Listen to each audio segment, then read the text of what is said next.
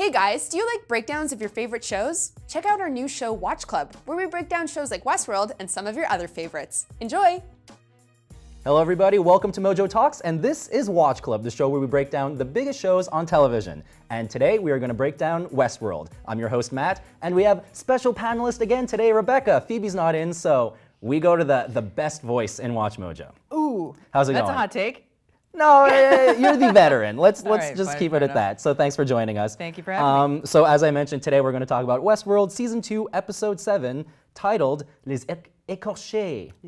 French. Yes. Hey, can you explain the title before we get into things? Yes. Yeah. So it means it's a sculpture of a human being without its skin. So this episode was written by Jordan Goldberg and Ron Fitzgerald and directed by Nicole Castle. So let's talk about some of our favorite moments. What I loved right off the bat, the cold open, was really cool.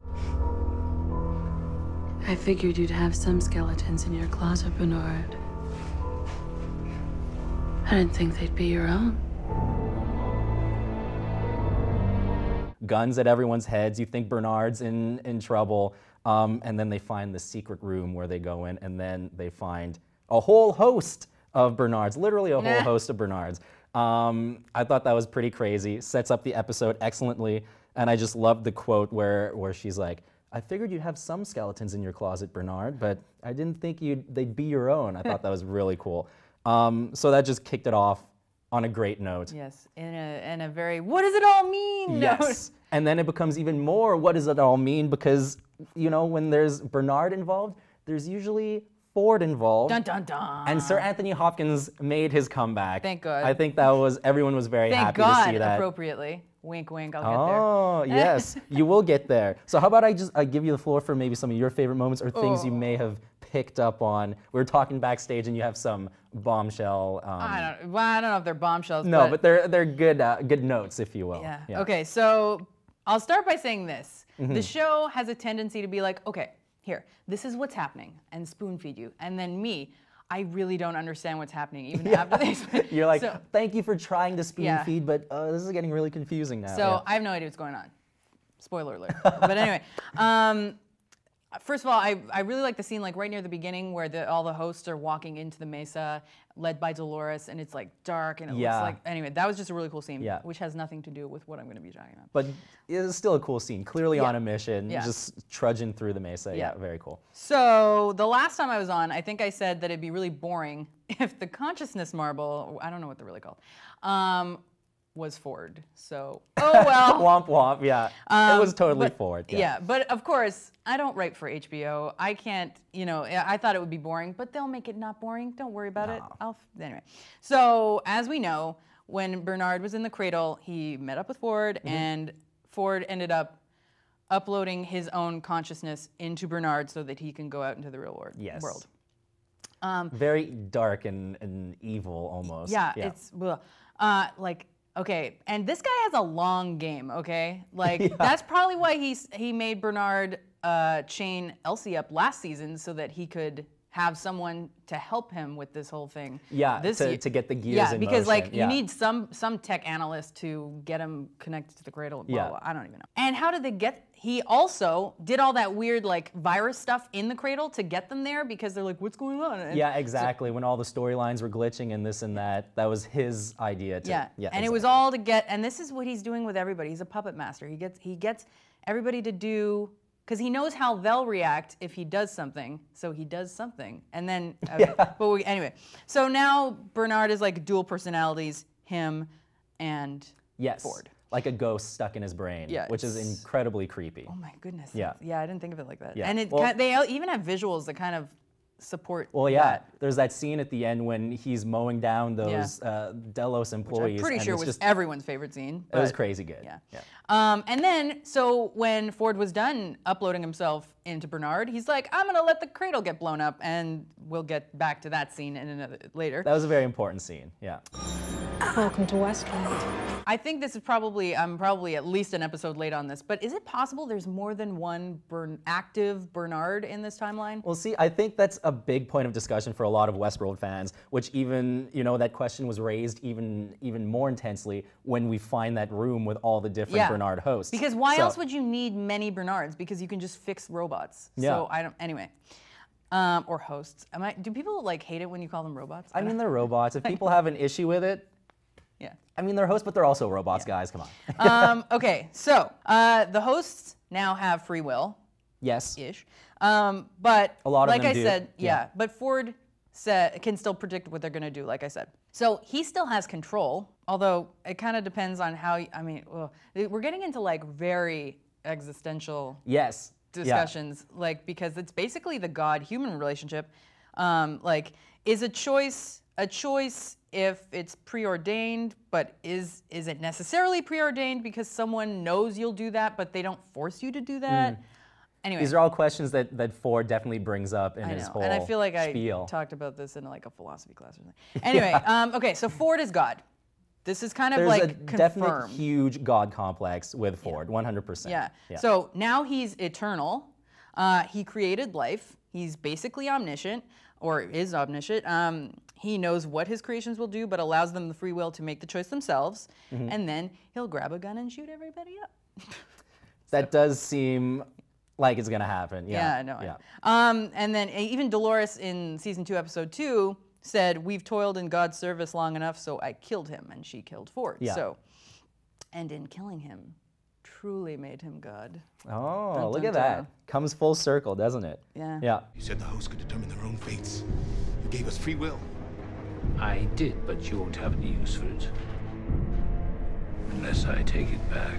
So you had touched upon it briefly just before, and it was the scene with Angela in the cradle.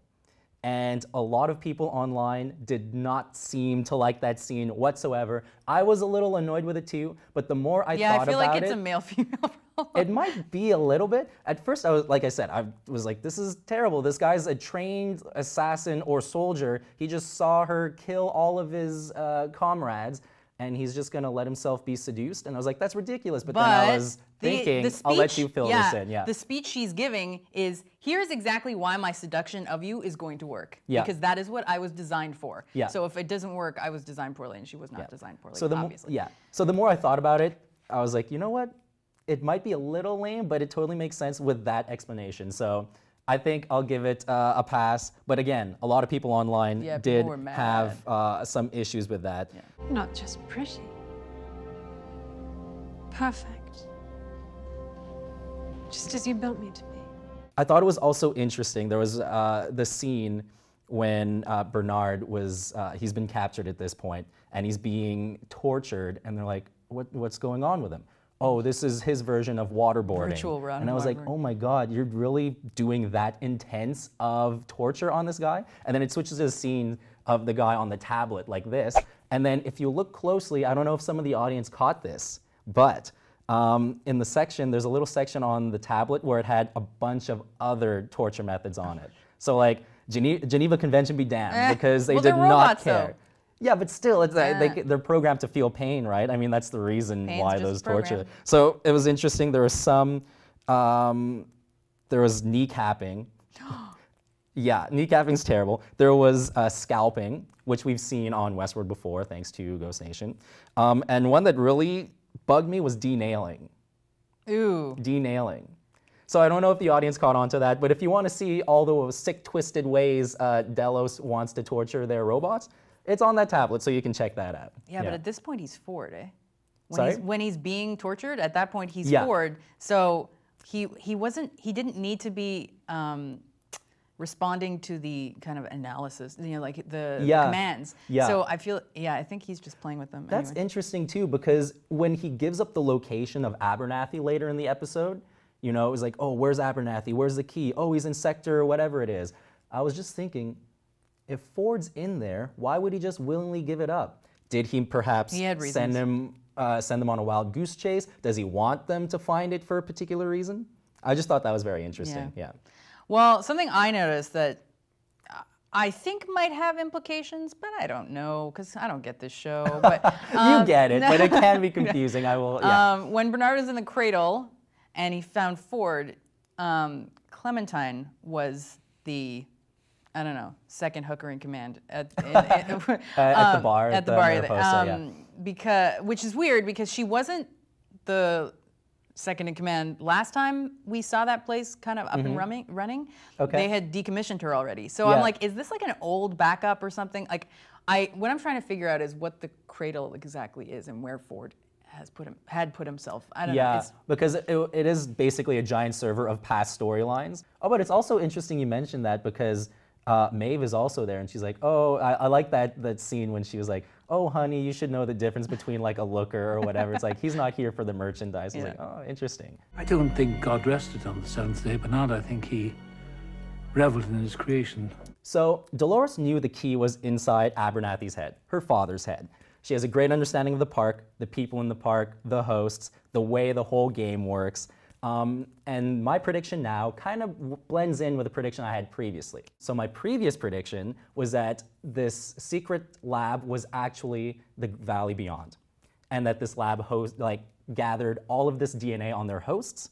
We now know that it's maybe not DNA, but the whole gist of the episode, right, was that Westworld is not for people to go and murder people and have sex with robots. It was part of a much grander scheme. It was to collect data from their guests so that they can use that data to basically create eternal life for these guests. So my theory is that Dolores knows that this lab exists, that she's going to find it and use all of this data of people for herself and the other people in her crew that deserve to make it to the Great Valley Beyond, and that they're going to use that data to insert themselves into the real world, I should say, as these real life people.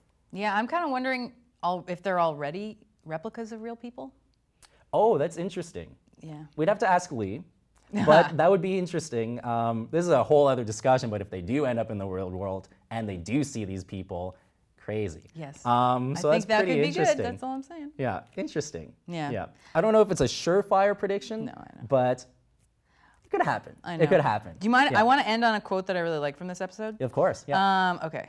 This was Ford, I believe. When the Great Library burned, the first 10,000 years of stories were reduced to ash. But those stories never really perished. They became a new story, the story of the fire itself, of man's urge to take a thing of beauty and strike the match. Oh, that was a good quote. Yeah. And it was very important to the whole plot of that episode. It was actually the tagline, I think, too, that like strike the match part. Yeah. Very interesting. So that's as good of a note to end as any. So guys, thank you so much for watching. And if you like this show, be sure to tune back on Monday for more, because we always recap Westworld on that day. And if you like more TV and movie news, be sure to subscribe to Mojo Talks for more. I am your host, Matt.